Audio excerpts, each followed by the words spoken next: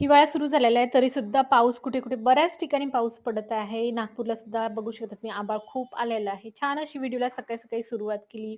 मस्त वातावरण वाटत होतं, पण असं वाटतं की थंडीचे दिवस झाले सुरू, तरी पण काही थंडी तर नाही, पण मिक्स असं वातावरण बघायला भेटत आहे. तर स्वयंपाकामध्ये आज मस्त इकडे वरण-भात लावून दिलेला होता आणि मस्त शेंगाची भाजी बनवलेली मी रश्श्याची इथे.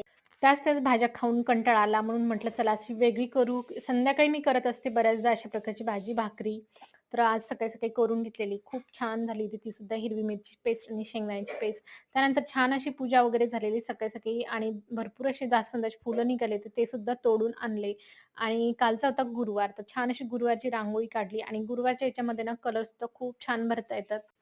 आणि अशी कलरफुल रांगोळी जर असेल ना, तर खूप छान वाटतं. तर आपल्याला जर रांगोळी वगैरे जमत नसेल, तर मी एखाद्या वेळेस अशा प्रकारे सुपारीच्या साहाय्याने सुद्धा असं गोल करून घेते आणि ते थोडंसं साइडला पडतात. ते खूप छान वाटतं. त्याच्यामध्ये थोडासा कलर भरला, की आणखी ते उठून दिसते.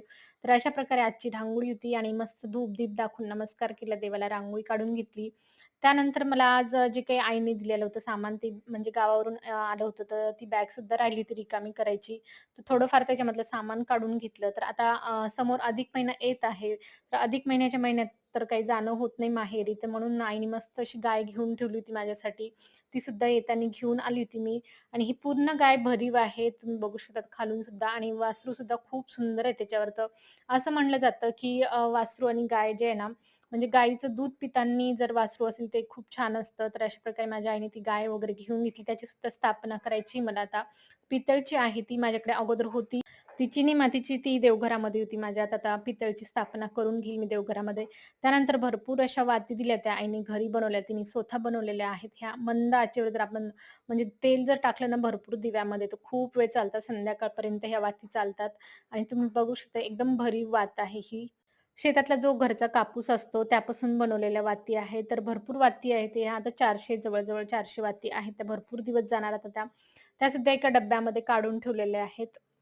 त्यानंतर दिवाळीचं फराळाचं जे होतं ते सुद्धा तसंच पॉलिथिनमध्ये होतं. 2-3 दिवस झाले तसंच खात होतो. ते सुद्धा भरून ठेवले आता मी एका कंटेनरमध्ये. त्यानंतर तुळस बघू शकता तुम्ही मस्त हिरवीगार तुळस झाली. आता तुळशीचे लग्न सुद्धा जवळच आले. म्हणजे रविवारपासून तुळशीचं लग्न सुरू होत आहे.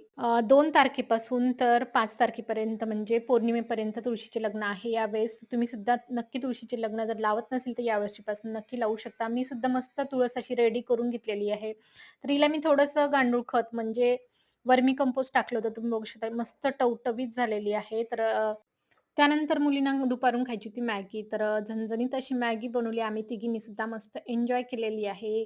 तर आजचा व्हिडिओ तुम्हाला कसा वाटला? आवडला असेल तर लाईक, शेअर, सबस्क्राईब करायला विसरू नका. भेटूया अशाच एका नवीन व्हिडिओमध्ये.